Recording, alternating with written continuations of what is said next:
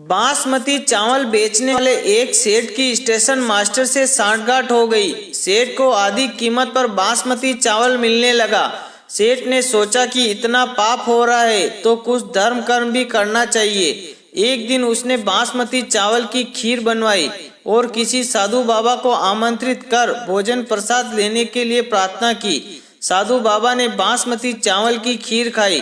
दोपहर का समय था। सेठ ने कहा, महाराज अभी आराम कीजिए, थोड़ी धूप कम हो जाए फिर पधारिएगा। साधु बाबा ने बात स्वीकार कर ली। सेठ ने 100 रुपए वाली 10 लाख जितनी रकम की घड़ियां उसी कमरे में चद्दर से ढक कर रखी थी। साधु बाबा आराम करने लगे। खीर थोड़ी हजम हुई। साधु बाबा के मन में हुआ कि इतनी सारी घड़ियां पड़ी है, एक दो उठाकर झोले में रख लूं तो किसको पता चलेगा। साधु बाबा ने एक गड्डी उठाकर रख ली। शाम हुई तो सेठ को आशीर्वाद देकर चल पड़े। सेठ दूसरे दिन रुपए गिनने बैठा तो एक गड्डी 10,000 रुपए वाली कम निकली। सेठ ने सोचा कि महात्मा तो भगवत पुरुष थे, वे क्यों लेंगे। नौकरों की धुलाई पिटाई चालू हो गई। ऐसा करते करते दोपहर हो गई।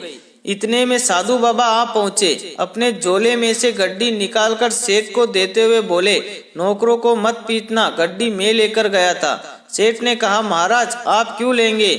जब यहाँ नौकरों से पूछताछ हुई तब कोई भय के मारे आपको दे गया होगा और आप नौकर को बचाने के उद्देश्य से ही वापस करने आए हैं, क्योंकि साधु तो दयालु होते हैं। साधु, ये दयालुता नहीं है, मैं सचमुच तुम्हारी गड्डी चुरा कर ले गया था। साधु ने कहा, सेठ तुम सच बताओ कि तुम कल खीर किसकी और किस लिए बनाई थी। सेठ ने सारी बात बता दी कि स्टेशन मास्टर से चोरी के चावल खरीदता हूँ, उसी चावल की खीर थी। साधु बाबा, चोरी के चावल की खीर थी इसलिए उसने मेरे मन में भी चोरी का भाव उत्पन्न कर दिया।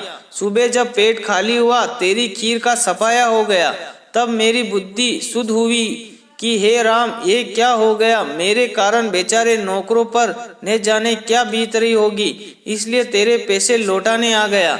इसलिए कहते हैं कि जैसा खाओ अन्न वैसा होवे मन, जैसा पियो पानी वैसी होवे वाणी, जैसी शुद्धि वैसी बुद्धि, जैसे विचार वैसा संसार। इन सब बातों का हमारे मन पर बहुत गहरा प्रभाव पड़ता है। इसलिए सदा घर में मेहनत और ईमानदारी से कमाए हुए धन से ही भोजन लाए। घर में बने हुए भोजन का ईश्वर को भोग लगाकर भोजन को प्रसाद स्वरूप ग्रहण करना चाहिए। दोस्तों, कहानी कैसी लगी कमेंट करके जरूर बताएं और कहानी को ज्यादा से ज्यादा शेयर करें। फिर मिलेंगे एक छोटी सी प्रेरणादायक कहानी के साथ। जय हिंद, जय भारत, जय श्री राम, हर हर महादेव। दोस्तों, कहानी को ज्यादा से ज्यादा शेयर करें।